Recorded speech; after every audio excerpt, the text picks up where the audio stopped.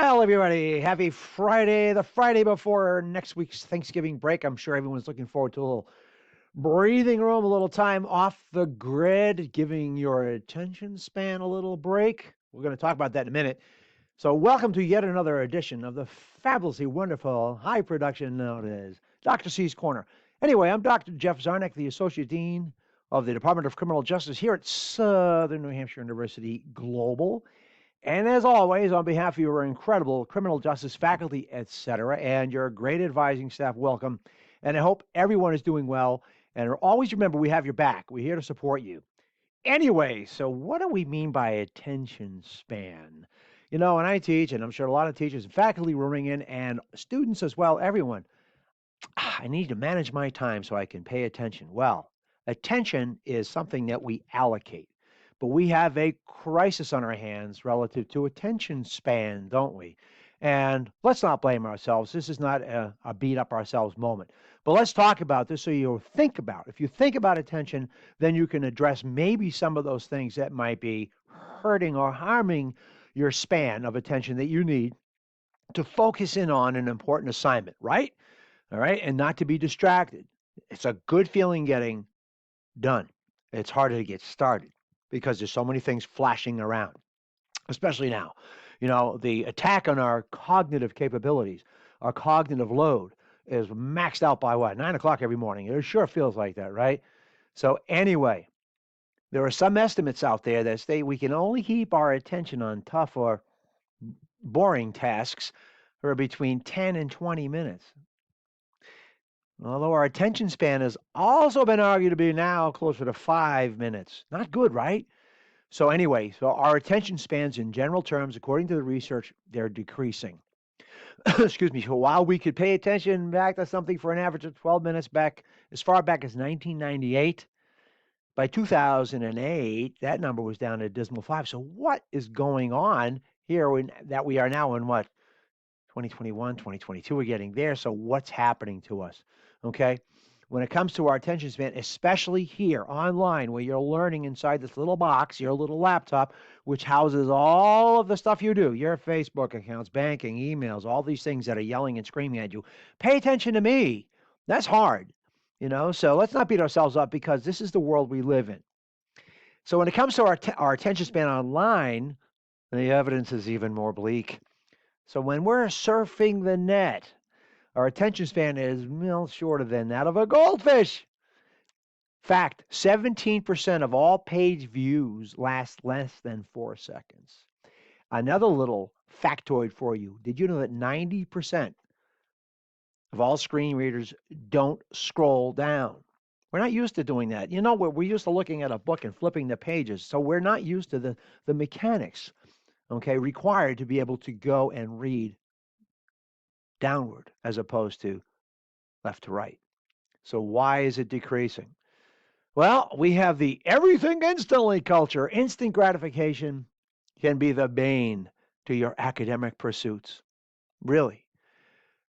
Knowledge is accumulated and it can be accumulated slowly. The brain wants to know things. It's operating at speeds faster than any computer on the planet. It needs to know things. It's always looking for something. All right. And that's tough to tame. But we have this everything instantaneous type of culture. All right. So the days are over now when we waited to read about developments in the world. Right now, boom, it shows up on your phone with 1,000 different apps. This is what's going on. This is what's happening. And oh my God. And over the last year or so, we've been really paranoid. It's been a tough, fearful time. So the news is really taking on more and more import and a lot more it's very emotional now. So we'll leave it at that. Okay, so it's pushed to us deep in our pockets, our TVs, our wristwatches, it's everywhere. The other part of that, we have mobile apps and they set expectations. Okay, we are almost being conditioned to shorten our attention spans. Okay, how many times somebody said, "Hey, look at this clip," and it's about 6 seconds. You laugh and you move on to the next one, the next one, the next one. And you're looking at it. It's exciting. It's like going to the mailbox or opening up a present or all that serotonin boost you get, which can be great but also very harmful. But this is what the brain likes, new stuff all the time. It's a matter of being curious. And if you're intelligent, as you all are, the intelligent mind has been long said, to be very curious. It needs to know. Are you one of those people who also can't sit still? You're squirming in your chair. You're ready to go. You're full of energy, right? And that's hard. So when you find those 2 minutes you think are empty, that a little bit of break. Oh, Facebook. Oh, Instagram. Oh, I need to know what's going on with my friends and what are they eating today, right? That's a drag on our attention and the energy we need to pay attention, allocate attention to what we need to do. And how does this affect us here when we need to learn? We need to learn. Always apply almost a fantastical element of importance to what you need to do, even if you think it's boring or irrelevant. No such thing.